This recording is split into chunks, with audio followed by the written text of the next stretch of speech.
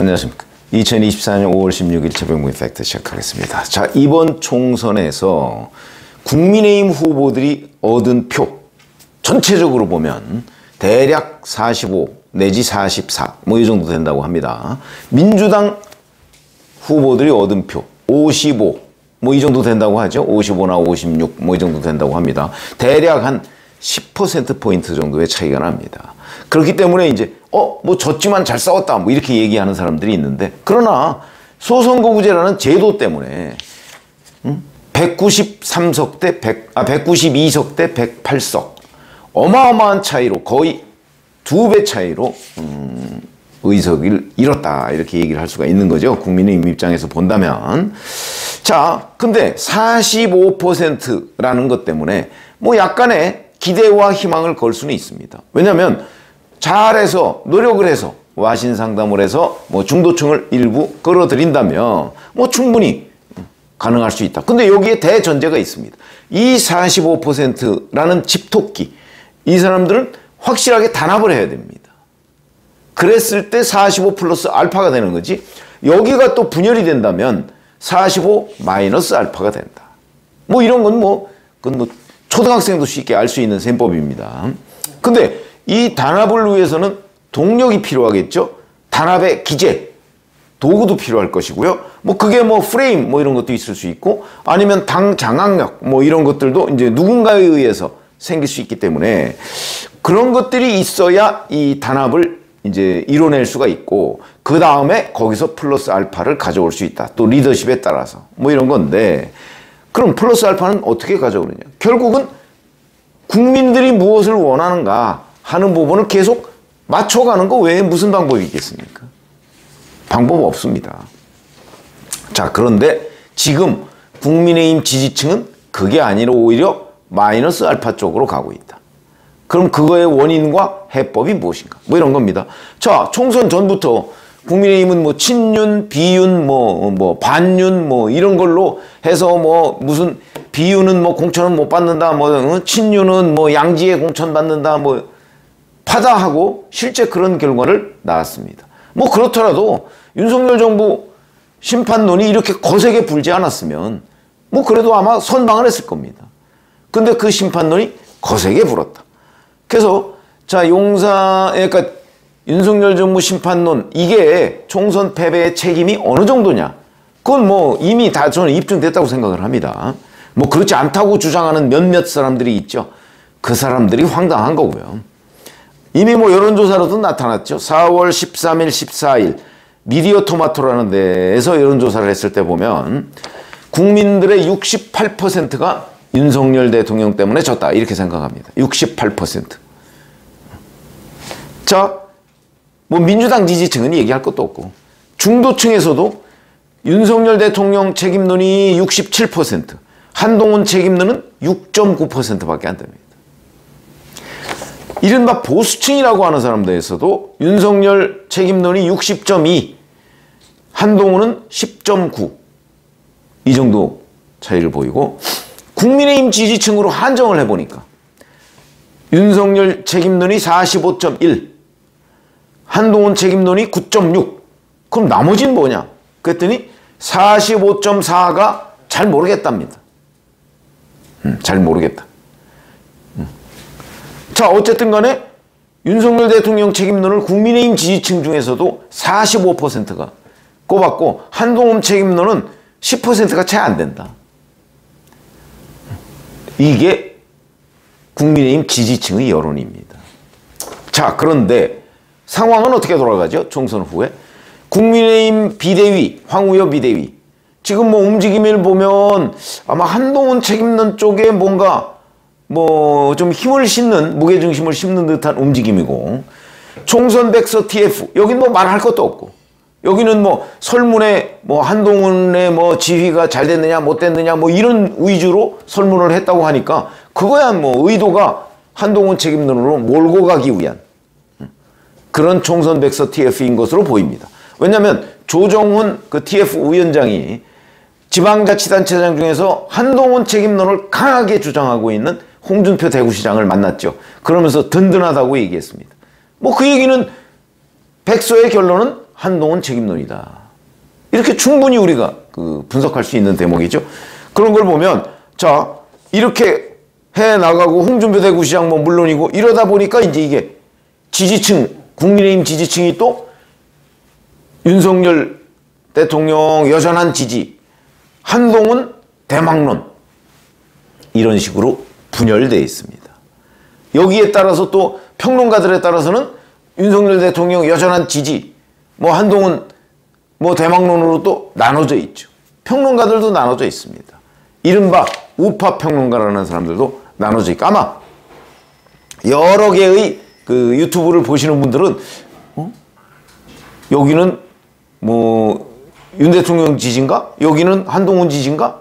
여기는 뭐 중립인가? 뭐 이런저런 그런 아마 느낌을 갖고 뭔가 뭐 고개를 갸우뚱 왜냐면 계속해서 뭐 윤석열 대통령과 이른바 상대 쪽이라고 하는 사람들을 계속 비판을 하고 그쪽이 잘못이다 뭐 이렇게 얘기하는 평론가가 있는가 하면 그렇지 않고 아니 이거는 국민들 다수가 아마 이쪽에 있지 않을까라는 관점에서 평론을 하는 사람도 있고 뭐 여러 다양합니다. 분열됐다는 얘기죠. 자 지금 와서는 또 이거의 연장선에서 이제는 한동훈 등판론을 놓고 갈려 있습니다. 당내에서도 갈려 있고 국민들 지지도 갈려 있고 이른바 국민의힘 지지층 내에서도 갈려 있습니다. 예를 들어서 윤석열 대통령 책임론을 인정하는 쪽에서도 그래도 한동훈 책임론 없다고 할 수는 없는데 여기서 등판하는 건 좀 이르지 라고 생각하는 사람 아니 뭐 윤석열 대통령 책임이 훨씬 더 큰데 여기서 한동훈이라도 나와서 지금 이 당에 좀 뭔가 활력을 넣어줘야 된다 하는 사람 또 갈립니다. 이것도 또 사분오열. 거기다가 만약에 6월 중순에 조정훈 총선백서 TF 위원장이 예고했듯이 총선백서가 나왔는데 거기에서 어떤 결론이 나왔다. 그러면 또 국민의힘 지지층은 그 결론이 맞다. 아니다. 이거는 뭐 한동훈 죽이기다. 이렇게 또 갈라질 것이다. 라는 거고요. 자 이번에는 이원석 검찰총장이 김건희 여사 뭐 이른바 명품백이라고 하는 부분에 관한 수사를 지시했습니다. 자 그러니까 이제 이게 이러다 보니까 이원석 검찰총장이 이제 또 국민의힘 지지층 일각으로부터 공격을 받고 그런데 거기에 윤석열 대통령이 검찰 간부 인사를 했죠. 그런데 서울중앙지검장 이른바 김건희 명품백에 대한 원칙 있는 수사를 주장하던 중앙지검장이 교체되고 1차장, 4차장 그 지휘부가 다 교체됐습니다. 아마 이제 곧 후속 인사가 있을 텐데 거기에 이제 부장급 검사들 교체될지 여부가 또 관심이죠. 그렇게 되면 이제 이거는 김건희 여사 이 백 수사 방탄을 위해서 윤석열 대통령이 칼을 뽑아들었다. 이거는 결국 윤석열 대통령과 이원석 검찰총장 간의 불화. 저도 뭐 그걸 유튜브를 해드렸습니다만은 그 불화가 원인이다. 이렇게 되니까 여기서 또 갈라집니다. 지금까지 이원석 검찰총장에 대해서 자 똑부 부러진다 이런 뜻이죠. 똑부 수사 잘한다. 뭐 단 한 번도 뭐 구속영장이 뭐 기각된 적이 없다. 한 번인가 뭐 기각됐다. 그래서 뭐 구속영장 발부율 거의 100% 이러면서 뭐 거의 미화 일변도로 얘기하던 사람들 이 사람들이 이제는 갑자기 또 그 중에 일부가 돌아서 가지고 무능으로 이원석 검찰총장을 공격합니다. 무능. 이제 이재명 대표 뭐 구속 못 시켰다 뭐 이런 걸로 보이는데 무능으로. 자 이렇게 이 소위 전문가를 하는 사람들도 또 여기서 분열이 됩니다. 글쎄요 그게 이원석 검찰총장 무능으로 공격할 수 있는 상황인가요? 저는 어이없다 이렇게 생각을 합니다. 저는 이원석 검찰총장이 뭔가 약간의 정무적 판단을 가미해서 결정을 했다고 봅니다. 왜? 이대로 못 넘어가니까. 이대로 넘어갈 수 있을 것 같습니까? 지금 국민 눈높이가 어떤데? 이 부분에 관해서 아마 여러 여론조사가 나왔는데 한 60% 정도가 김건희 이 수사 해야 된다라고 지금 생각하고 있거든요. 그런 여론조사가 있습니다. 그럼 그 60%를 반전시킬 수 있는 힘이 있다면 모르지만 없습니다. 거기다 야당 192명이 거의 똘똘 뭉쳐서 공격하고 있습니다. 못 당합니다. 이걸 돌파할 수 있는 방법은 검찰이 수사를 하는 것 외에는 방법이 없다. 수사 결과 거의 예상이 됩니다. 김건희 여사 명품백을 받았다 하더라도 처벌은 안 되는 거 아닙니까? 처벌 조항이 없으니까. 그거 제가 아침에 해드렸는데 처벌 조항이 없습니다. 이게 자칫 잘못하면 해프닝으로 끝날 가능성까지 있습니다. 자, 그런 것까지를 다 감안하면 특검 못 받을 건 뭐 있습니까?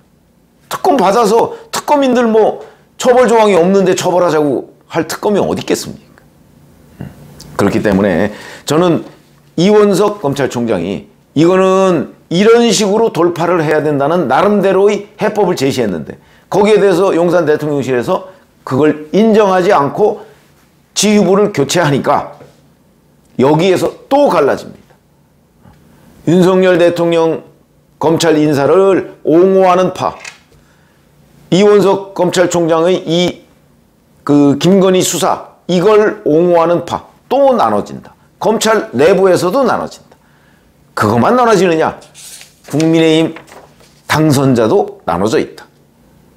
그중에 김용태 지금 비대위원이죠. 여기도 이렇게 얘기합니다. 검찰 인사교체는 대통령 기자회견 후에 이루어진 것이라 국민들이 속았다는 느낌을 받기에 충분해 보여서 위험했다. 국민의 영린이 무섭다는 것을 인지하고 눈치 좀 봤으면 좋겠다. 국민의힘 비대위원들조차 지금 뜻이 갈리고 있습니다. 상당수는 또 침묵하고 있습니다. 이러다 보니까 그야말로 4분 5열 이렇게 판단이 돼서요. 이 원인이 어디 있을까요? 결국은 국민 눈높이에 맞지 않는 조치들을 잇따라 내놓기 때문이다. 국민들이 이렇게 생각하고 표 찍은 사람들이 이렇게 생각하는데 용산 대통령실은 역주행을 하고 있는 것이 근본 원인이다. 그러면서 다시 당을 장악하려고 하고 있는 이런 것들이 근본 원인이라고 봅니다. 그러다 보니까 거기에 발맞춰서 자기도 뭔가 한 자리 노리고 있는 사람들, 이런 사람들은 윤석열 대통령 끊임없이 옹호하고 있는 거고, 그렇지 않고 뭔가 사태를 좀 객관적으로 보려고 하는 사람들은 이건 아니다 그러면서 이제 분석을 하고 있는 사람들도 있는 것이고, 여러 가지.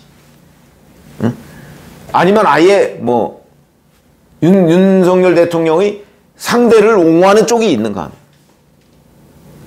하면 이래서 4분 5열이라고 제가 말씀드리는 원인은 용산 대통령실이 다시 그립을 강하게 잡고 당을 장악하려고 하는 데 있다. 전 그렇게 봅니다. 지난번에 원내대표 선출 때도 그러지 않았습니까?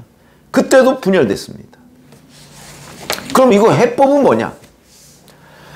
해법은 용산 대통령실이 국민 눈높이를 좀 맞춰줬으면, 근데 그럴 것 같지 않습니다. 지금까지의 움직임을 보면 그럴 것 같지 않죠. 그럼 이 해법은 결국은 차기 지도부가 들어와서 풀어야 된다.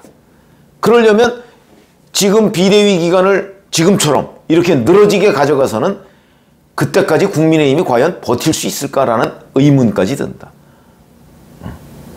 국민의힘에 아무도 지금 사태를 국민 눈높이에 맞추려고 하는 사람이 없다는 게 문제입니다. 그렇기 때문에 해법은 결국 비대위를 빨리 단기간에 끝내고, 제가 여러 차례 말씀드렸죠. 근데 그것도 또 그렇게 가지 않고 있습니다, 지금. 그러면 아마 국민의 호된 회초리를 또 한 번 받게 될 것이고, 이렇게 계속 실기하다 보면 이제 차기 지도부가 들어서도 동력 자체가 사라질 가능성도 있다. 물론 1년, 2년 뒤에 선거가 있는 겁니다만은 계속 윤석열 대통령의 국정 동력이 사라지면 위험 국면에 처할 수가 있거든요. 그런 점에서 본다면 이 해법은 빨리 차기 지도부를 등장시켜서 그 차기 지도부가 당 장악을 해서 대응해 나가는 것 외에는 방법이 없다. 이렇게 말씀을 드립니다. 고맙습니다.